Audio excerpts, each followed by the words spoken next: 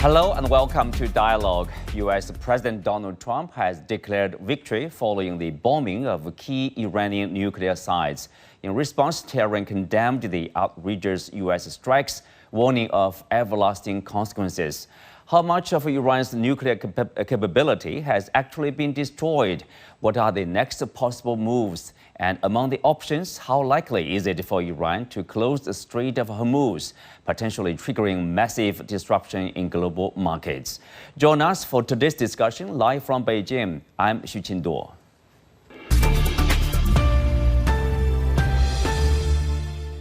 Joining me today are John Limbert, former Deputy Assistant U.S. Secretary of State for Iran, Sahil Shah, Nuclear Weapons Policy Analyst, and later on we have Kawa Hassan, non-resident fellow at MENA Program in Stimson Center. Welcome to the show. John, I will start with you. We know that before the bombing from the U.S., the Trump administration talked about a two-window opportunity to make a decision. Obviously, they did it during the weekend instead of, like, say, 20 more days or 2 weeks, 10 more days, for example. And also, Trump said he made the decision basically disregard the assessment from his own intelligence agencies. What made him, make the decision, make the final decision to bomb Iran? That's a very good question. I asked myself the same question, because this war started getting into a war in the Middle East. Is a political loser for Trump. He destroyed Jeb Bush in 2016 because of his brother's action in Iraq. Politically, it's been a winner for him to say, keep us out of these forever wars in the Middle East. Personally, I think he's right to do so. What changed him? I don't know. Perhaps he thought that maybe Israel would. He was convinced by the Israelis that there was an easy and cheap diplomatic victory to be had here, that the Iranians would cave. But I don't know. But in my view, he made a serious miscalculation. Which can be a loser both in domestic politics and international politics. Mm-hmm. John, do you consider that the U.S. involvement as a war between U.S. and Iran, or simply a special military operation? Given Trump has, at least in the first place, tried not to get involved in the military, attack in Iran. So what I consider it really doesn't matter, and also I think you have to ask our Iranian friends what they consider it. They've been attacked. Is that an act of war? To all appearances, it is.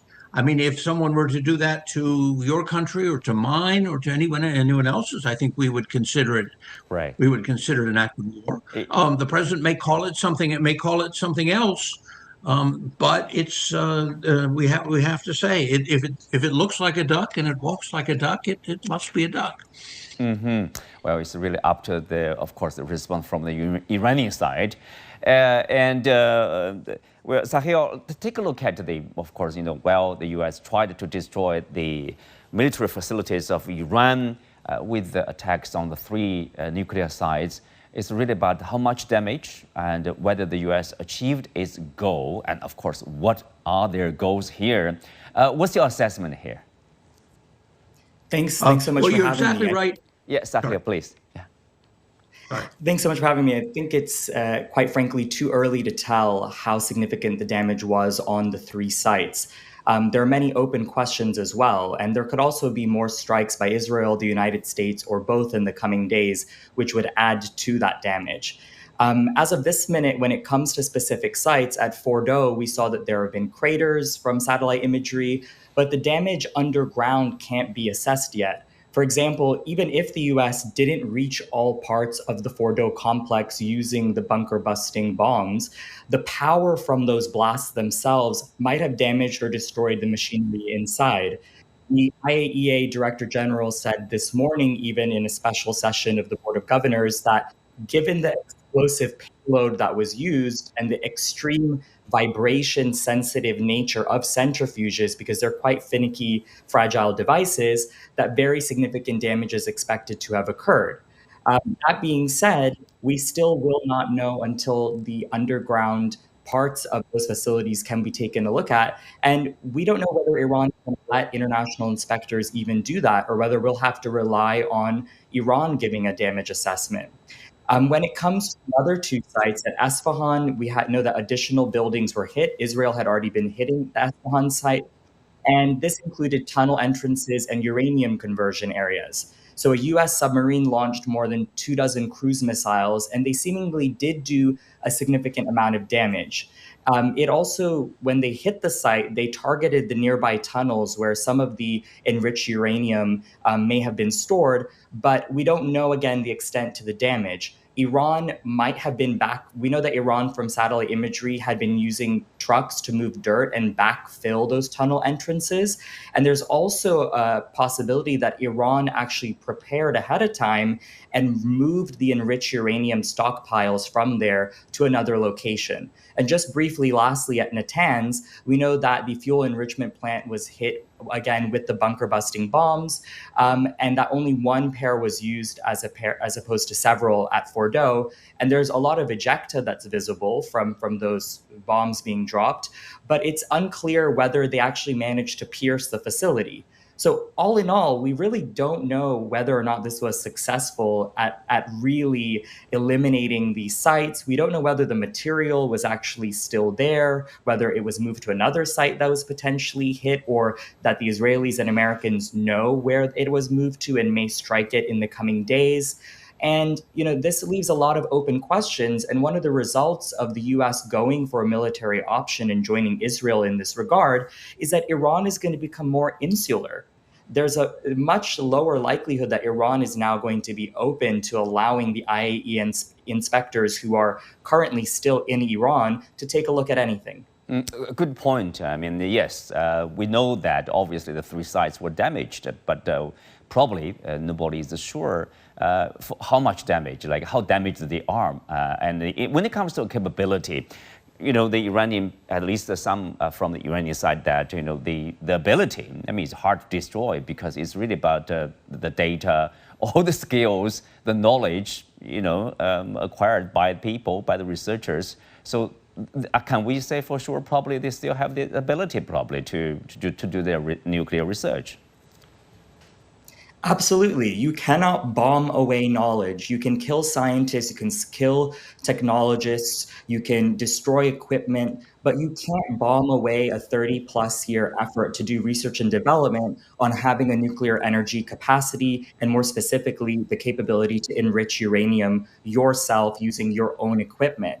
So that's why pursuing good faith diplomacy should always be the top priority, because there really is no long-term military solution. You could set the program back by, say, a few months or maybe 2 to 3 years, but at the end of the day, what you risk is that Iran changes its calculus completely, and that it does not allow inspections, it does not allow any verification and monitoring, and that it perhaps engages in either covert or overt attempts to get a nuclear weapon.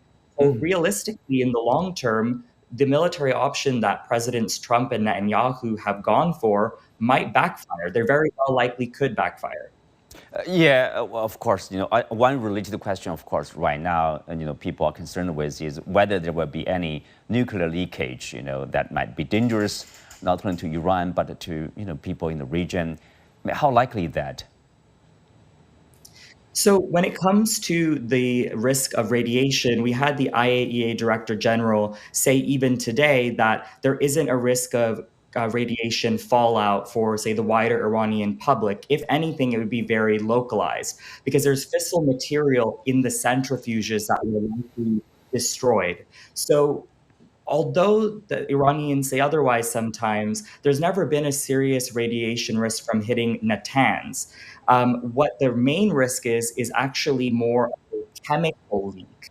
And that's because enriched uranium is indeed radioactive, but the hazard is primarily chemical. Isfahan may be different because of the stockpile potentially being there. Again, we don't know whether it was moved or not.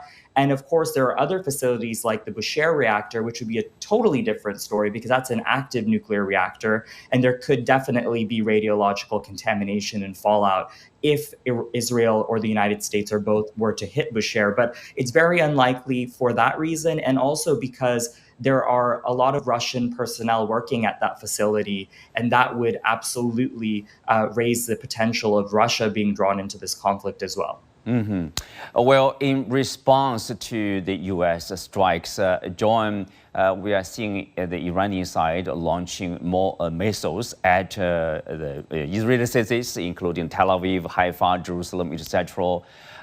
So do you think further Iranian, let's say, retaliation is likely, not only targeting Israel? What are other options, except for the ongoing, strikes, counter-strikes with Israel? Is there any possibility the U.S. might be drawing in, for example, military bases? What we have, the latest is that, of course, this is from the Iranian news site, saying that the U.S. base in Syria was under attack, but we don't have more details on that, like which side launched the attack, in what way it was attacked, how much damage it was there. But anyway, is that a possibility? Absolutely. It's very unclear right now how Iran is going to respond. Iran could either respond symbolically. Yeah, let me have John, please. Yeah. Okay, sorry. Good. No, it's a good question. It's a good question.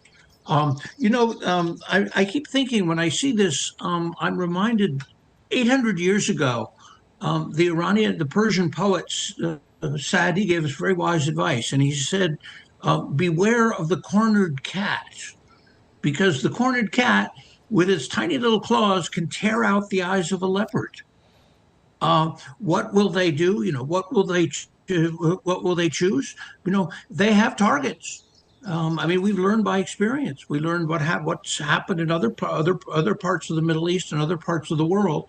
There are targets out there, and to say, well, we're just doing this once, or this is a one-off, so don't worry about it. We still want to make an agreement. I don't think that's going to fly. What they will do is hard to predict. Some people talk about closing the Straits of Hormuz to oil trade, which would cause enormous disruption in the world market, including to China, of course, but everyone. Now, if they did that, of course, they cut off their own main source of revenue. So people will say, well, they'll never be so stupid as to do X, to close the Straits of Hormuz. Well, something I learned in my 35, 40 years of working in foreign affairs and diplomacy is you don't say that. If you say they will never be so stupid as to do X, to attack Y, or to do this or that, that's almost a guarantee that they will do it. Because again, you have the cornered cat syndrome, and I think there's a danger that Iran gets pushed into a corner and reacts violently, and they have targets, no doubt about it. Yeah, we have Kawa. So, Kawa, are you with us? So the U.S. is said to resume discussions with Iran, after the bombing. Trump said now is for peace. But we wonder, is there any trust left in the U.S. from, say, the Iranian side point of view, at least, or in what way will they be incentivized to continue dialogue with Washington? Let's have John. John, please. Oh, okay. Well, when the president says, "Well, we want peace, we want an agreement," unfortunately what that seems to be is we want to surrender. We want you to agree to everything that we want. Well, that's not a negotiation. That's a surrender, and achieved by bashing the other side over the head. As my colleague just said, the road to making this work to achieving your goal, which is assuming the goal is to prevent Iran from developing a nuclear nuclear weapons, we found that you can achieve that goal through negotiations. You bash the other side over the head. Yeah, he may say, okay, but as soon as he can, he's going to that side is going to come back and start again. It doesn't agree. It's not an agreement. It's not a negotiation. It's a surrender, and things like that they don't last. There's no solidity in them. You can't depend on them because Iran is getting nothing out of it. Right. Sahil, what about Israel? The U.S. involvement is seen as a success of Israeli efforts, to prompt the U.S. to participate in the bombing of Iran. Can Israel now, declare okay, mission accomplished and end the airstrikes? If not, what's to expect? And where is the end and the scenario? Where is the end point? It's difficult to say because the Israeli operation can't sustain itself without U.S. support in some ways. So we really don't know the extent to which President Trump is serious about his diplomatic offer because, as Ambassador Limbert noted, it's very difficult for the Iranians to trust anything that comes out of President Trump's mouth anymore. So what could happen is if Iran strikes back and hits either Israel and or the United States through its bases in a very measured way, through back channels, pre-announces what it's going to do and restrains itself, and the U.S. then doesn't escalate further and Israel doesn't escalate further, we could see potentially a pause in the escalatory cycle, but it'd be very difficult to achieve some sort of diplomatic agreement during that period because at the end of the day, Israel does not want a diplomatic outcome between the U.S. and Iran. They do not want any rapprochement between the U.S. and Iran. It's for this reason that President Netanyahu tried to undermine President Obama's nuclear deal. It's for this reason that President Netanyahu undermined President Biden's attempts to restore that deal. And it's for this reason that President Netanyahu literally blew up the negotiations that President Trump was pursuing, which really had not deepened enough to bear enough fruit.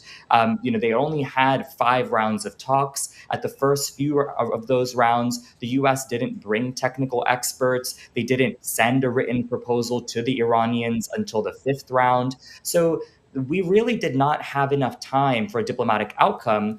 And when we talk about the escalatory cycle and whether or not we'll be able to actually pause it in a way that doesn't burn the diplomatic bridges, we have to take into account that Israel does not want anybody to walk across that diplomatic bridge. It's not a bridge that just Iran or the United States can burn. Israel plays a role as a spoiler here. So it's very difficult to say how this will continue because it isn't a contained conflict. There are a lot of different actors involved, and other actors could also be drawn in. There's a risk that this widens in some way and brings in other regional actors. I think it's unlikely, but a lot has happened in the last 10 days that we also said was unlikely. So I think we should take all possibilities into account. Again, we don't know how Iran is going to respond, but I do expect that there will be some level of military response, especially because of the U.S. strike on Fordow in particular. Well, now we have Kawa Hassan. Welcome to the show, Kawa. Of course, we earlier talked about the U.S. bombing that could backfire, and one of the consequences could be, the Iranian response. Some analysts say Iran may now see nuclear deterrence as the only protection against future attacks, and that this will only bolster their determination to continue pursuing nuclear weapons. And of course, other people also criticizing the U.S. The bombing might be damaging to this non-proliferation regime because Iran basically has been cooperating with the, let's say, international society in terms of investigation from IAEA, and that had worked pretty well until, of course, at this point. What do you make of that? Well, first of all, regarding the thanks for having me, and sorry for the technical issue. Thank you. Join a bit later. First of all, regarding the possible Iranian responses, I think the Iranian regime really faces a decisive moment. Probably this is the most decisive moment in the history of the Islamic Republic since its founding in 1979. And all the options for Iran are really bad. There are no good options. So should they decide to attack US bases, assets, I think based on what you have seen over the past 3-4 days from President Trump, US will respond very forcefully. And so we don't know what they would do, but they will respond most probably very, very forcefully, and may even, even regime survival may be at stake.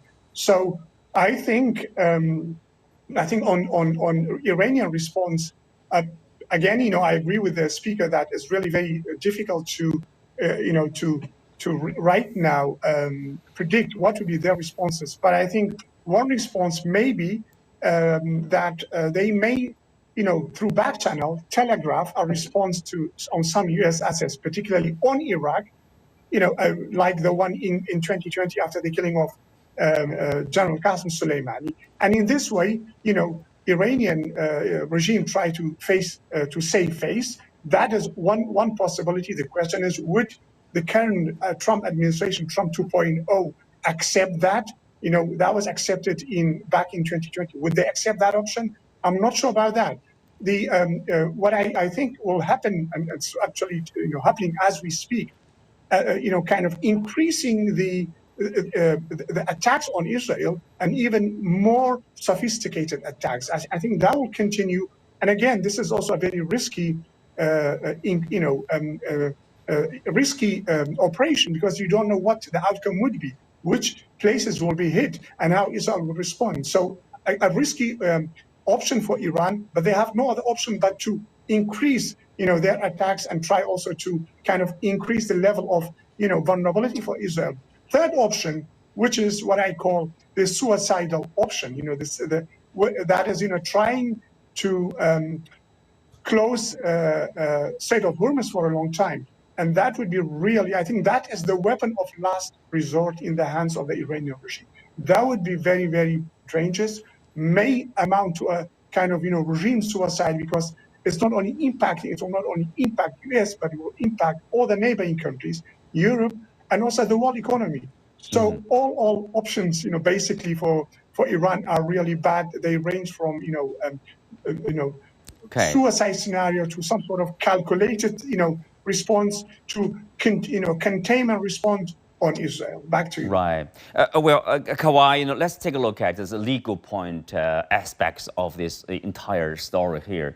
Many people compare the Trump's bombing of Iran to the invasion of Iraq in 2003. How similar and different are they? In terms of, legality of the operations? Yes. Yeah. Well, I think obviously, this is not an operation mandated by UN Security Council, obviously, and so in that sense, this is a joint American-Israeli operation. But having said that, the political global order has changed dramatically from since 2003, and what we have basically seen in Gaza further, intensified the collapse of the rules-based international order. But I don't think U.S. and Israel will care about that anyway. They have, Israel decided to launch this operation. They have done it. They continue doing it. The same applies to the U.S. And so in that regard, that's my response to your question. Right. Let me turn to John. John, you are a diplomat. Of course, UN Security Council authorization approval is important. In this case, it seems like UN Security Council, you can say international law, international principles. Do they still matter? It should matter. It mattered back in 2015, 2016, when we negotiated the original JCPOA, the original nuclear agreement, and we did it with the permanent members of the Security Council, plus Germany. So it was the six, and then the Security Council essentially certified the agreement, and it mattered. It made it strong. It made it stronger, and and to all intents and purposes, that agreement was holding, and it accomplished what it was supposed to accomplish, which was to keep Iran's enrichment down below, I believe, down below 4%. Yes, legality does matter. People will ignore it. Particularly, they think they get some short-term advantage, but it matters, because if you don't have legality in the international arena, what do you have? You have chaos. You have anarchy, and I've lived through it. myself. I know what it's like, and it's not desirable for anyone.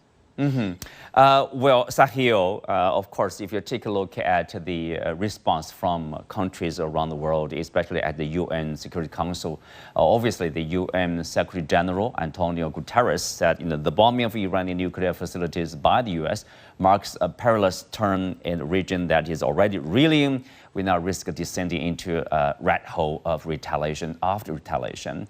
At the same time, China's Ambassador Fu Cong condemned the U.S. strikes and urged restraint. And of course here, but U.S. allies we see have obviously different opinions, attitudes here.